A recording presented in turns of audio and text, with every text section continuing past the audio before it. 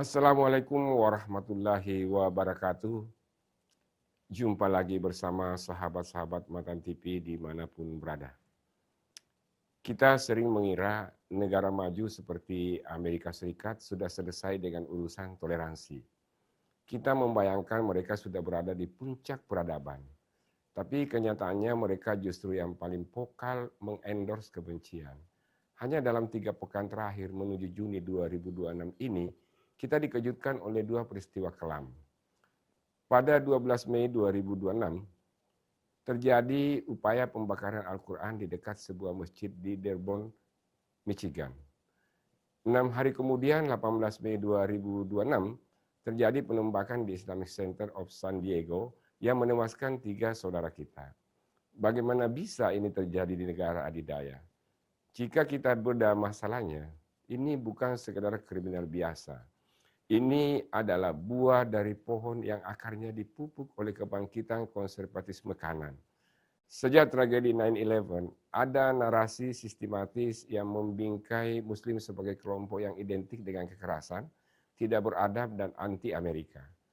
Tren ini semakin memburuk pada masa politik Trump dan terus membekas hingga hari ini. Masalahnya menjadi semakin parah ketika identitas nasional mulai dipersempit. Ketika definisi orang Amerika asli dibatasi hanya untuk mereka yang berkulit putih, beragama Kristen dan anti-imigran, maka siapapun yang berbeda termasuk Muslim mudah sekali diposisikan sebagai unsur asing yang mengancam keutuhan bangsa. Inilah titik kritisnya sahabat Matan TV. Kebencian itu jarang sekali langsung berwujud peluru. Ia selalu dimulai dari kata-kata dan narasi. Tahun 2023 lalu, aduan anti-Muslim di Amerika Serikat mencapai angka 8.000 lebih, rekor tertinggi dalam 30 tahun terakhir. Lonjakannya luar biasa. Mengapa bisa separah itu? Ternyata isu global khususnya eskalasi perang Israel-Gaza ditarik masuk ke ruang sosial domestik Amerika.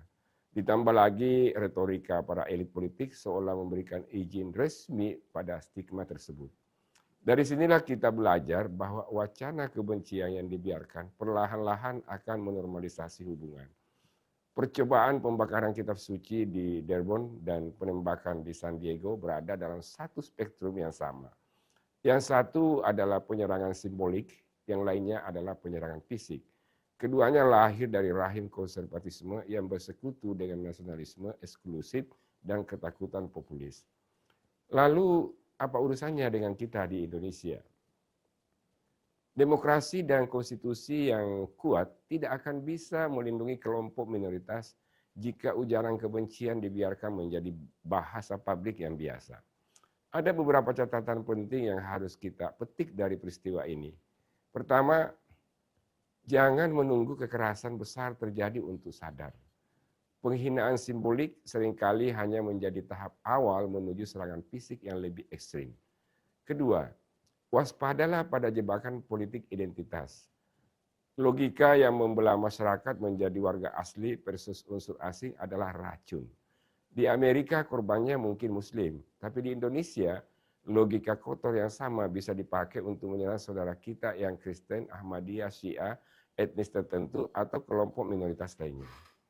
Ketiga, bangun solidaritas lintas iman.